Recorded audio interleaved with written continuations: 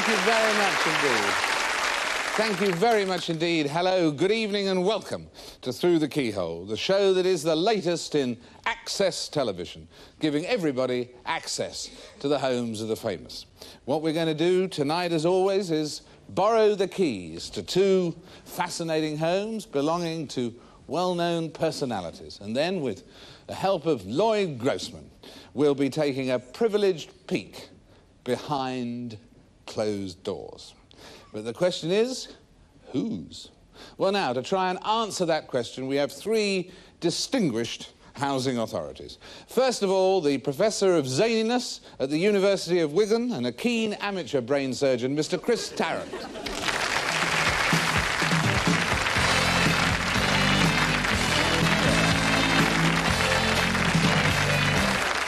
Next, the Professor of Walliology at the University of Wapping, television critic Nina Myskow.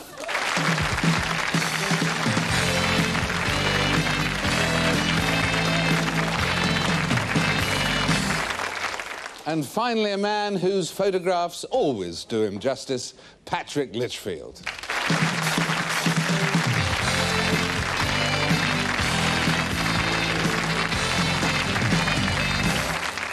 Well, now, let me tell you a little bit more about the game. With the help of our magic keys, we'll be taking a careful look inside two fascinating homes. And that should tell us something, maybe quite a bit, about the person or persons who live or lives there.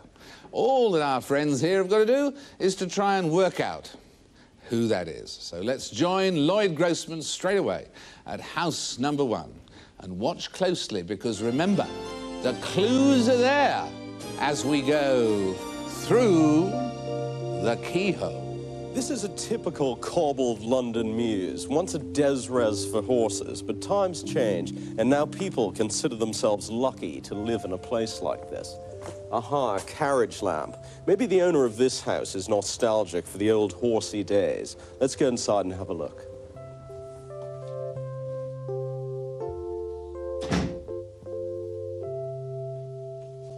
Good grief, I'd always thought the original was in the National Gallery. I noticed that this person might be incredibly lazy, or maybe awfully fat or infirm, because there's a huge array of remote control gear here. 3 remote control sets. But in contrast to the general dowdiness of this room, we have this fantastically futuristic set of satellite television reception equipment. So maybe someone whose personality is not quite as dull as it seems at first sight. This is quite an interesting object, actually. I think it probably has some symbolical value, and I wouldn't be surprised if someone here was heavily involved in music. Ah, we're in the home of a sportsman, possibly the inventor of roller tennis. Certainly someone who likes keeping fit, and boy, does he have to, because get a load of the contents of this drinks trolley. And I think it's someone who really likes inventing exotic cocktails. I'd like to taste a few of these. Someone also who's very generous, likes entertaining. This is an amazingly grand dining room table. Now it's on to the kitchen. Now here's instant coffee corner, and there's a big microwave. So I think this person relies on convenience foods a lot. It's someone who's very busy, always rushing around, not really a gourmet cook. And we can probably see what he's like by looking in this fridge here. And look, full of champagne, white wine, grapes, soft drinks. This person is obviously a complete party animal, Mr. Good Times. If we look in the freezer, we can see this, the indispensable accessory for this seductive nightcap, a chilled silver goblet. Very sophisticated indeed. Now, the kitchen table seems to be largely used as a platform for this big stereo radio. So I think whoever lives here is kind of a switched-on person, likes to think that they're on top of current affairs and fashions. Now it's up to have a look at the bedroom. It must be hard work carrying those goblets up these steep stairs. These doors open to reveal the home library. I never knew that reading was a secret vice, and most of these books are joke books. So I think this person doesn't have any sense of humor at all. This is a fairly boring bedroom, not exactly what I'd expect Goblet Man to have. And it's quite interesting that there are so few pictures on the walls. Maybe this person has a tremendously vivid imagination and doesn't need any external stimulation. Let's look at some of the evidence now.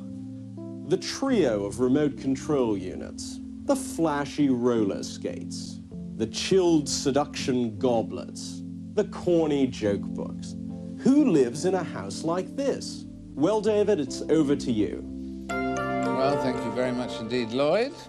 And now for our home and studio audience, though not for our panel, here's whose house it is.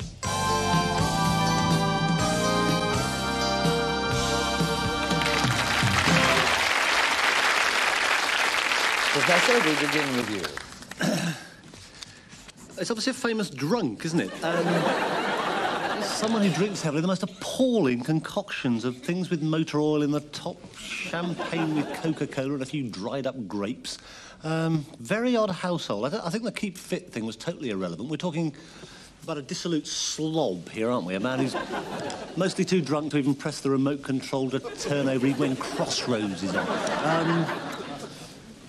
I don't know, and also the mother-in-law jokes. I don't think it's necessarily someone who actually uses jokes as part of their life much. I think I'll pause there if I may, David, for a... All right. You may think for a moment more, Professor. Nina. Well, I disagree with Chris. Nobody's that drunk that they won't switch Crossroads off. I wonder about there was a yachting picture on the wall. I wonder if it was some kind of a sports person, because there was also, in the fridge, there was margarine that's supposed to be low cholesterol. But that was confusing because it was normal Coke. It wasn't Diet Coke. So I think you're right, it's a confused person. I think he drank the margarine as well, actually. Probably. The joke book's in a cupboard. I wonder if it was somebody who made speeches and had to rely on joke books for that. Obviously not. And all those videos is either somebody who was disgustingly slobby and just sat back and watched television, or somebody who watched themselves on television quite a lot. No? Well, you're going for me? Yes, Patrick. Well, I don't know. I just somehow think it's somebody who doesn't actually live there. I think it's somebody it's a pied-à-terre in London, that somebody actually lives somewhere else. The bedroom doesn't ring true because there's nothing in it, and yet they've got all the things for entertaining downstairs. And I thought it might be some kind of broadcaster or racing.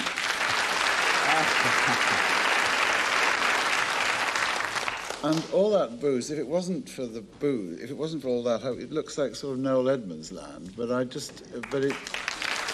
sort of, but he drives helicopters and he wouldn't have that. But I'm pretty sure it's somebody who certainly doesn't really see that as his main life, because he'd spend a bit more time on the bedroom rather than in the bedroom. It's a drunken broadcaster, and it can't be you because you're here. I think, no, this is a recording. This is not me. This is a total recording. I don't know, Patrick's whispering a lot, but not saying a lot. Nina? Well, I wonder if is it a radio broadcaster or a television?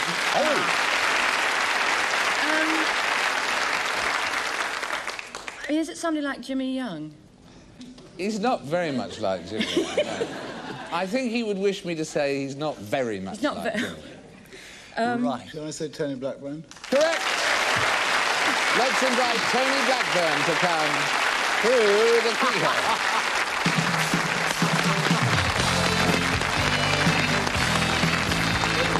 Yes, Tony Blackburn. A drunken broadcaster? A drunken yes, clear your name immediately. Well, indeed, yes. That was you, Chris.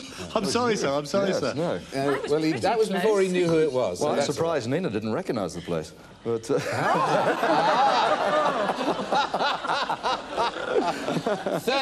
love. If I'd have been there, I'd have been unconscious. I know, You'd have had to wheel me there. I don't actually drink very much. I don't know why it's all there. Most of those bottles are empty. Now, I think we'd better deal with these mother-in-law jokes books. Yeah.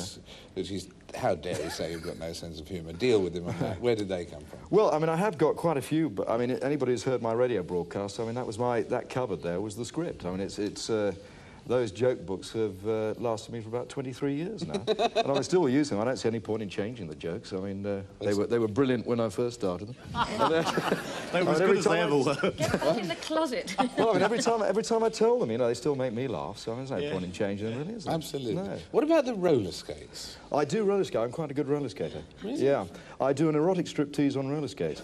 And the last time I did that was 3 weeks ago at the Hammersmith Palais. I go on stage and roller skate around. And I also do a bit of roller skate. Nobody believes me, but I do. I do roller skate a little bit, about once every 2 weeks around Kensington, at night time.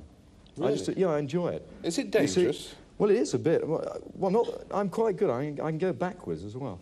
And You can't be breathalyzed on roller skates, either. What, Chris? You can't be breathalyzed on roller skates, either, can you? I don't know. It's a neat legal point, that The reason why I go on these roller skates is when I was a youngster, we had these ones. I don't know if you remember, David. They used to have to fix the rollers on the shoes, and they always used to keep coming off.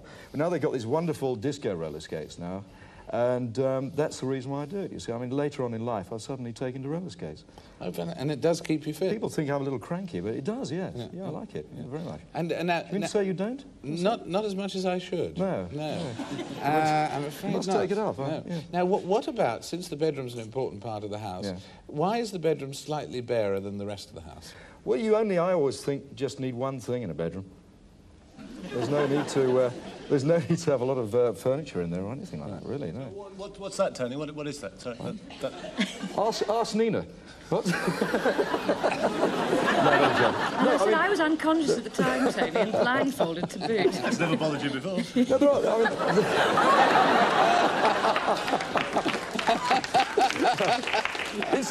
Incidentally, that boat you spotted there, that was the old pirate ship Radio London. Oh, I see. I used to have was it? Yes, Okay. that was the old pirate ship Radio London. I used to have one of Radio Caroline, but somebody swiped it. I don't know where that went to. Some pirate. Probably Lloyd Grossman on his last visit. On his last visit.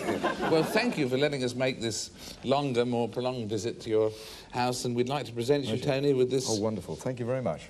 Gold memento for Through the Keyhole. Well, we've got to take a break there, and we'll be back in a moment when our house detective will be at it again. But in the meantime, it's our thanks to Tony Blackburn, and we'll be right back.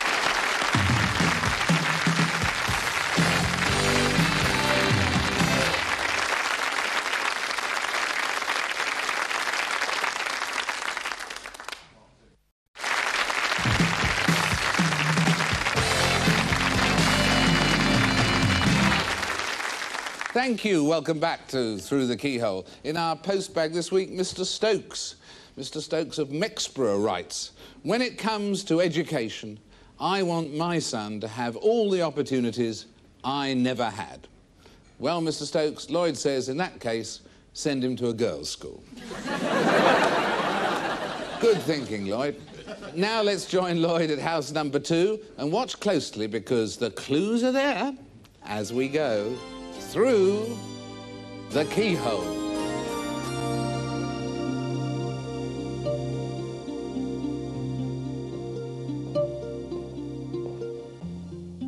This is a fairly big room. In terms of sheer volume alone, it's very powerful and awe-inspiring.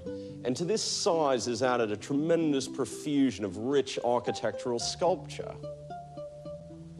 This hall is presided over by a railway station-sized clock, so punctuality is probably a bit of an obsession with this family. And we can see why, because this room must be a setting for important events with important people. Just look at the staircase behind me. It's almost theatrical in its lavishness. There's a rather amazing Technicolor stained glass window of a biblical prophet, and quite a glitzy portrait of Flash Gordon next to me. So these people are surprisingly unconventional. They're certainly willing to take risks. And I think that someone here pictures himself as a bit of a patron of the arts, a sort of modern Lorenzo de Medici. This study is quite sober and restrained. The Napoleonic furniture and the way these objects are arranged on the mantel shelf seems to indicate that there's some sort of French influence here. This desk is ideal for all sorts of tycoonery. It's a great expanse of mahogany and leather. There's quite a snazzy chess set, so someone here must be a keen chess player. Certainly it's the house of someone with an analytical mind. Look at all these scientific and technical books. But it's just a short step into the bar, and this quickly leads into this light and airy drawing room. It has a very feminine feel to it. There are nice bits of gilt furniture, perfectly arranged for intimate conversation. But this room is primarily a room for listening to music. There's a grand piano and a rather ritzy harp. Those things which appear to be bookcases are in fact concealing stereo speakers. Someone in this household is very patient as well. Look at that tapestry. This gallery is almost like a ring road linking various upstairs rooms, so this is probably quite a bustling, sociable family. It's certainly a literate family. There's a tremendous collection of books here, a lot of them in French, and a large number of encyclopedias. Someone is a stickler for detail. This bedroom has been kitted out in the finest Oriental style. Even the clock is an excellent example of Japanese high-tech gadgetry. It's 2:56 p.m. Still, no amount of detail can disguise the fact that we're not exactly looking out on Mount Fuji.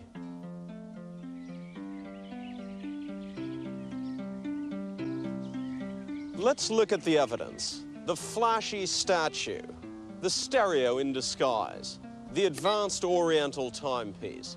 What sort of person lives in a house like this? David, it's over to you. Well, thank you very much indeed, Lloyd. And now for our home and studio audience.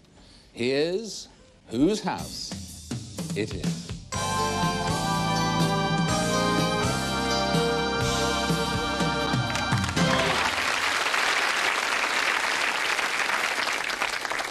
What sort of a person lives in that house? Patrick. Somebody with some money, I would say. Yes, I think that's fair. And a good deal of taste, which is nice. I mean, it almost seemed like an embassy from the inside to begin with. And yet then on the outside, it rather contradicted that. There's a strong feminine influence in it somewhere, but I'm pretty lost on this, David. I think there's an odd juxtaposition of tastes inside as well, which is peculiar. And things have almost seem to have been added haphazard. But it doesn't ring, I can't put a name or any kind of real guideline to it at the moment, but I'm sure that my neighbours will. Well, Nina will help you out here, yes? Not at all sure, but I don't know who it is, but if he's thinking of getting divorced, could I please be first in line? I'd love to live there. You're having Tony Black then, now come on. Oh, no, please. I think it's absolutely beautiful. There's, as you say, the touch of theatricality. I wonder if it's someone connected with the music world, musicals and the theatre. No? No, there was a silence there. Silence there. So it's not a rock star. It's nobody that's connected with theatre. It's not an actor or somebody like that. Exactly right. It's not an actor. Chris. Well, if it's not a rock star, it's not an actor. The only other people I can think of who could possibly afford to live in that style are all in Wakefield maximum security wing. And unlikely to be allowed by the governor to appear on a bit of telly. How else do you make that sort of money? Writing? Is it a writer? It's a writer. Yeah. From your face, not a very good writer. No. Written word, let me say. Written word. So a journalist as such. Journalism. Journalist? Not you, is it? No. Would I be here if it was me? No. No, you've been waiting. Are we having a... Does he... I've read your column. Patrick's looking as though a thought is coming on. Does he also appear on television? Well, he will in a minute, won't he? Yes. He hasn't got his own series, but he does appear in various guises on television. And he's a writer. He's a writer as well. Written word, I think. As a sort of pundit and wit and authority and general wacky fun box. House the size of an embassy? You're not going to get it, are you? He's an editor of a magazine, a famous magazine, but probably not Angling Times. They seem to think... He's connected, certainly, with magazines. I think they're very confused. Well, he has succeeded in beating the panel. They were getting close, but not close enough. Let's ask our proud homeowner to step through the keyhole.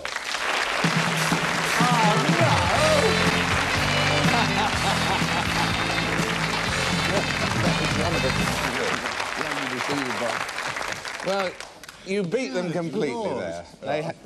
They got the written word and they got journalism. And they got a clue. And I got crime. I'm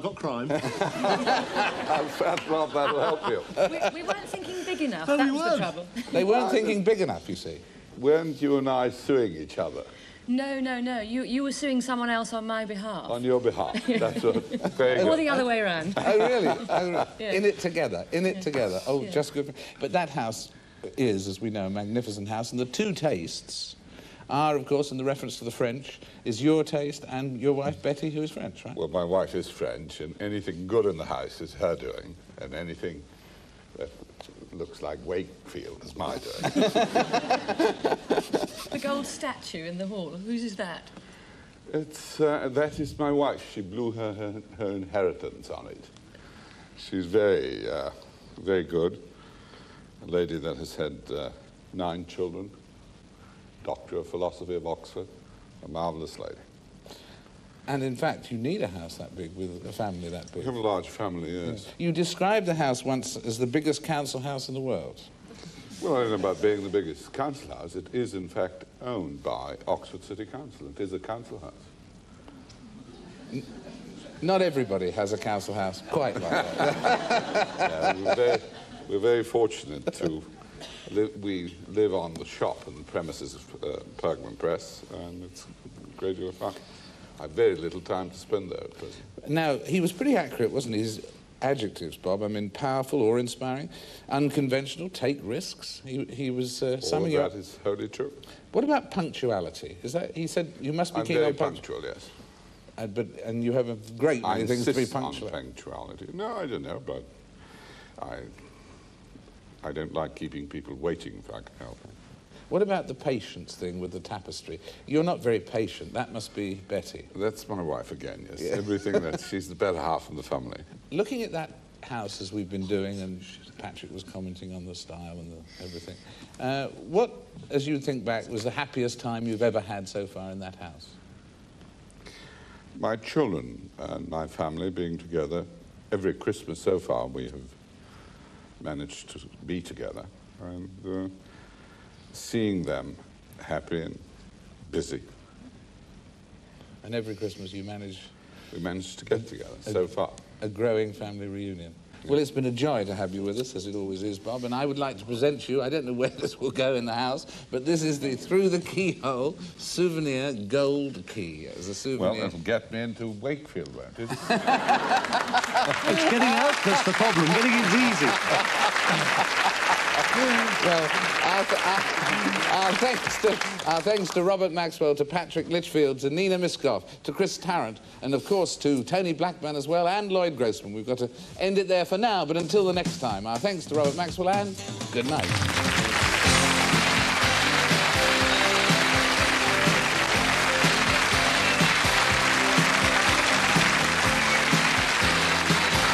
Another classic show for you next here on Challenge. And would you risk the gamble?